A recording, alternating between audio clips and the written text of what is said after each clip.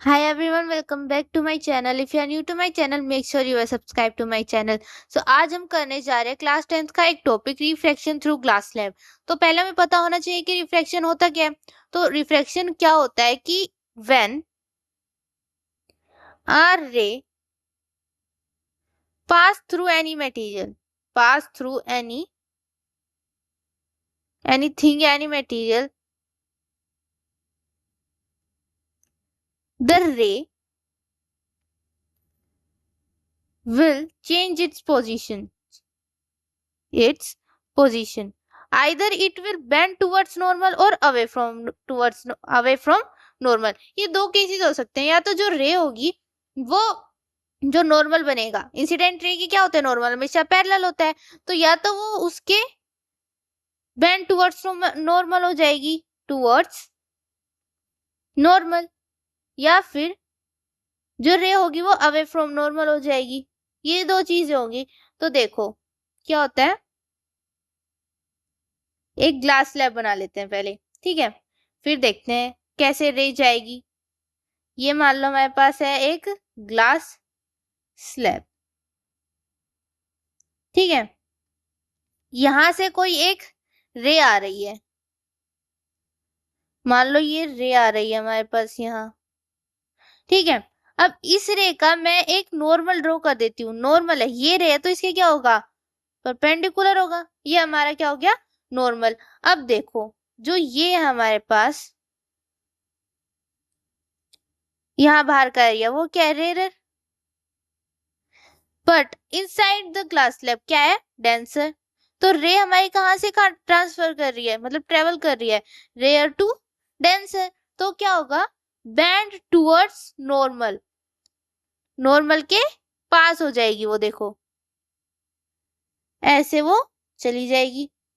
अब जो रे है वो हमारी ग्लास स्लैब से बाहर जा रही है, तो यहाँ पे मैं क्या बना लू, एक और वो बना लेती हूँ नॉर्मल।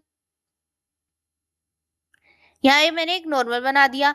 अब जब हमारी, देखो मैंने बताया था ये जो है हमारे पास ग्लास स्लैब का, वो क्या है हमारे पास, डेंसर है।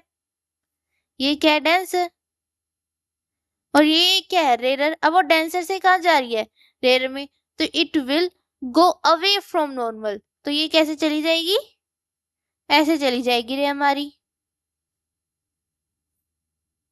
देखो ऐसे, ऐसे हमारी रे चली जाएगी। तो ये है ग्लास स्लैब का। अब देखो क्या चीज कहाँ कौन सा एंगल बना रही है वो देख लेते हैं।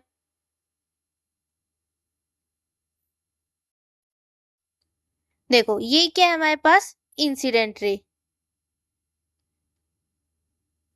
Incident ray.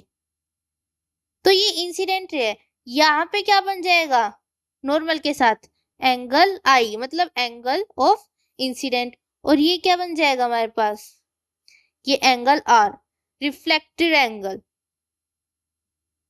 अब देखो ये यहाँ तो इसके बाद निकल के तो क्या ही हो गई, रिफ्लेक्टेड रे ही हो गई ना, रिफ्लेक्टेड रे हो गई, ठीक है। तो ये एंगल आर होगा हमारे पास। कौन सा एंगल, देखो मैं हाईलाइट करके बता दूं, जो ये एंगल होगा ना, ये वो होगा हमारे पास एंगल आर, और ये जो एंगल होगा वो होगा हमारे पास एंगल आई। नेक्स्ट देखते हैं।